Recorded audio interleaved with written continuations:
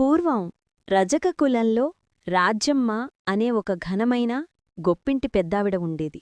ఆమెకి 7 మంది కొడుకులు. 6గురు ధనిక కుటుంబాల్లో పెళ్లి చేసుకుని వచ్చిన కోడళ్ళు. ఆభరణాలు, ఆడంబరాలు, గర్వం అన్నీ కనిపించే కోడళ్ళు. కాని 7వ కొడుకు మాత్రం గౌరవం, మంచితనం తప్ప ఇంకేమీ లేని పేదింటి అమ్మాయి పోలమ్మని ప్రేమించి పెళ్లి చేసుకున్నాడు.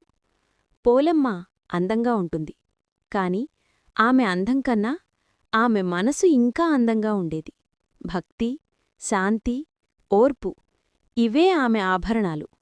కాని ఆ ఇంట్లో మాత్రం పేదమ్మాయి అని చెప్పి అత్త, తోటికోడళ్ళు పోలిని ఎప్పుడూ చిన్నచూపే చూశారు. పూజలు, వ్రతాలు వస్తే 6గురు గొప్పింటి కోడళ్ళే. పోలికి పూజ చేయడానికి అర్హత లేదన్నట్టు చూసేవారు. అలా కార్తీకమాసం ప్రారంభమైంది.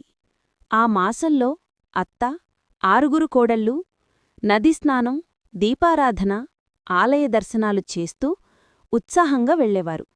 కాని పోలమ్మను మాత్రం "నువ్వు ఇంట్లో ఉండు, పనులు చూసుకో" అనేవారు. ఏమీ లేకున్నా పోలెమ్మ భక్తి ఆగలేదు.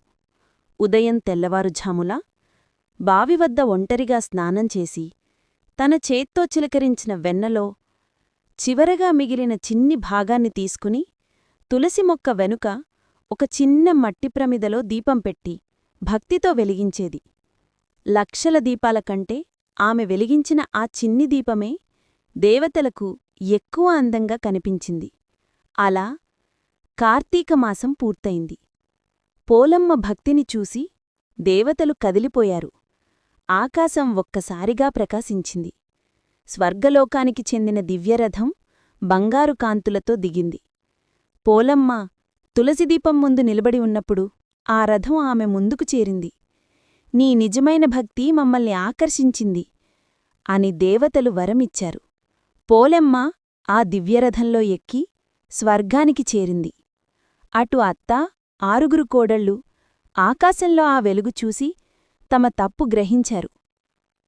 దీని సారాంశం ఏంటి అంటే, సంపద, ఆభరణాలు, ఆడంబరాలు అవసరమేమీ కావు.